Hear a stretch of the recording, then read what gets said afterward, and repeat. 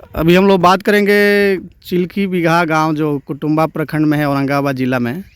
ब्रिजकिशोर मेहता जी, इनको आज स्ट्रॉबेरी के क्षेत्र में शायद ही कोई स्ट्रॉबेरी करने वाले या बिहार में खाने वाले लोग जो नहीं इनके नाम से जानते होंगे। तो कृपया थोड़ा हम लोग को स्ट्रॉबेरी खेती के बारे में आप जानकारी कुछ बताइए। हमारे किसान भाई कैसे इसकी शुरुआत करें और कब करें और पौधा कहाँ से लेंगे जी। वैसे आपका बहुत बहुत धन्यवाद। मैं ब्रिजकिशोर मेहता, ग्राम चिल्की बिगहा, पोस्ट अम्बा, जिला औरंगाबाद का किसान।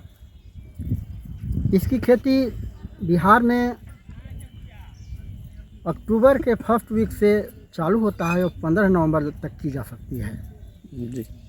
और फिर इसकी खेती 2 बार की जाती है। एक तो अक्टूबर में जो होता है उसको हम पहले ज़मीन पर उसको बेड बना कर रोपाई की, कैसे जैसे बेड बना के जी। और फिर रोपाई करने के बाद 21 से 22 दिन जब हो जाती है तो इस पर हम मल्च करते हैं, कोड़ाई खाई करते हैं। अच्छा, मतलब जो अक्टूबर में हम लगाएंगे उसमें शुरू में हम मल्चिंग नहीं लगाएंगे? नहीं लगाएंगे।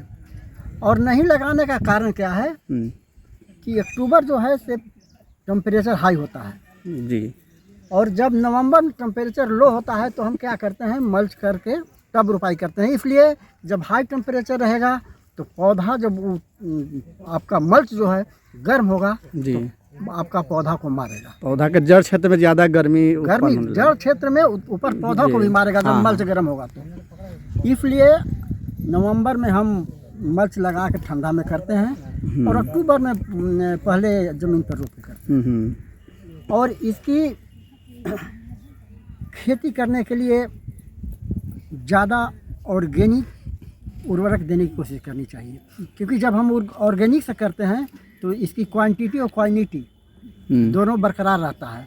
और जब ही ज़्यादा हम केमिकल का यूज करते हैं तो हमारी क्वालिटी और क्वांटिटी दोनों समाप्त हो जाती है जी।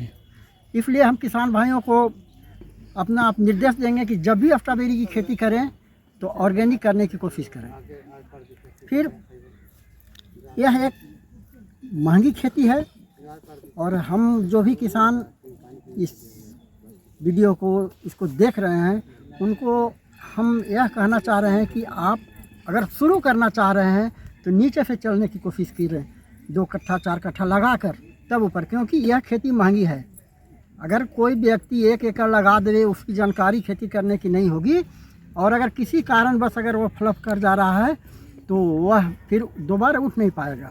इसलिए हर समय कोशिश करनी चाहिए कि नीचे से ऊपर चढ़ने की। तो अब रही खेती करने की, तो 1 एकड़ में इसकी लागत 6.5 लाख से 7 लाख हो जाता है, फर्स्ट टू लास्ट जी। मतलब ये पौधा की कीमत से लेकर के आखिरी तोड़ाई तक। और ये भी है कि पौधे की प्रश्न उठता है कि पौधा कहाँ से आता है। इसकी मदर प्लांट अमेरिका के कोनोफेनिया से आती है जी। हाँ। और उस मदर प्लांट से पुणे आपका पौधा तैयार करता है। पूरे इंडिया में 2 जगह होता है, एक पुणे एक हिमाचल, थोड़ा मोड़ा हरियाणा में होता है। तो जब हम पुणे से पौधा मंगाते हैं, पौधा महंगी पड़ जाती है, लेकिन हमारे पास कोई ऑप्शन नहीं है। तो इस स्थिति में नीचे से करना शुरू करें। अगर बढ़िया आपका बहुत अच्छा मौसम साथ दे रहा है तो इस स्थिति में 1 एकड़ में 10 से 12 लाख रुपए की टोटल आमदनी आती है। तो इसी स्थिति में 6 लाख में 6 महीना में दुगना होने की चांस रहती है। थोड़ा मौसम कुछ ऐसा होता है जब कभी तो आदमी को, किसान को दिक्कत हो जाती है। जैसे इस वर्ष है, इस वर्ष आदमी अंगात लगाने के लिए चाहा, लेकिन चाह कर भी इतना बारिश हुआ कि नहीं लगा पाया। तो कुछ किसानों को इसमें क्षति भी हुआ, जो पहले लगाते थे उनके पौधों का क्षति ज़्यादा हुआ। पौधों का क्षति हुआ। इसलिए जो भी हमारे पास है मौसम विभाग के हैं तो हम लोग इन्हीं से पूछ कर इस खेती को करते हैं और बहुत ही लाभदायक खेती है। और हर किसान को कहें, हम यह निर्देश देते हैं कि करिए और जो हमसे जो भी उनकी सहूलियत होगी हम देने के लिए तैयार हैं जी। बहुत। ये कौन सी प्रजाति यहाँ पे ज़्यादा? बिहार में इंटर डाउन ही एक ऐसा प्रजाति है जो सक्सेस है। ऐसे बहुत सारी प्रजाति है। हाँ। लेकिन इंटर डाउन जो है वो सक्सेस है बिहार के लिए। अच्छा, इसमें निकोनी या इसकी कुड़ाई कब किया जाता है? खास करके तो ड्रिप इसमें सबसे ज़रूरी है। ड्रिप लगा होना चाहिए।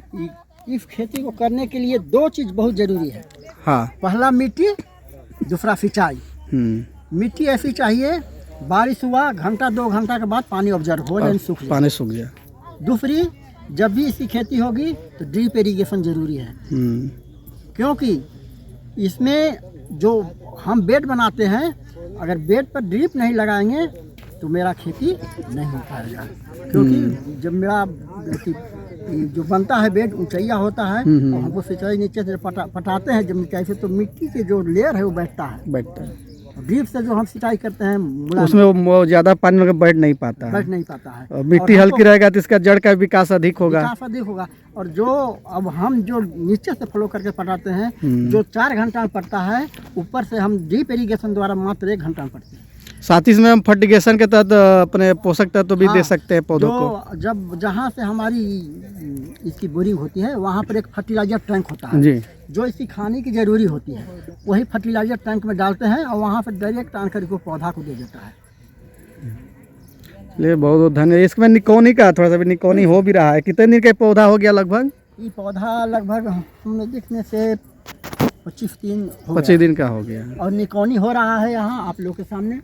और इस पर निकोनी होने के बाद 25 दिन में इसका फिर अब जो है इस पर मल्च दिया जाएगा। 25 दिन के बाद इसमें निकोनी के बाद इसमें मल्च लगा दिया जाएगा। और थोड़ा नवंबर का महीना शुरू भी हो जाएगा और इसमें टेम्परेचर थोड़ा तापमान कम होने के कारण इसमें मल्चिंग लगाया जा सकता है। और रोपाई के बाद 45 से 50 दिन के अंदर पहला हार्वेस्टिंग होगा। 45 दिन पे पहली बार फल आना प्रारंभ हो जाता है। नहीं, पहला हार्वेस्टिंग, तुड़ाई। मतलब तुड़ाई उसका जी। मतलब पहला फल जो निकलेगा वो 45 दिन के आसपास जी। अच्छा, और जो फूल आज लग गया 21वां दिन आपका वो फल तोड़ने लायक हो जाएगा। अच्छा, इस बात की जाए तो लगभग ये जो बेड बनाया गया है, इस बेड की चौड़ाई, क्योंकि इस बेड पर हम देख रहे हैं कि 3 लाइन लगाया गया है। 3 फीट है सर। ये 3 फीट का बेड है। 3 फीट का बेड है, 1 फीट के दूरी पर इसकी लगाया गया। अच्छा, 1 फीट के दूरी पर लगाना है इसको। जैसे कि हमारे किसान देख सकते हैं कि एक लाइन ये है, एक लाइन यहाँ है, एक लाइन यहाँ, एक लाइन यहाँ, एक बीच में है। जी हाँ, ये देखिए, ये 4 पौधों के बीच में फिर एक पौधा हमको लगाना है जी। ये बहुत बहुत धन्यवाद आपको, क्योंकि हमारे किसान जो करना चाहते हैं, एक तो कम क्षेत्र से और कम लागत से वो शुरुआत करें, क्योंकि सीखने से बहुत ज़्यादा आगे उनको मदद मिलेगा। धन्यवाद।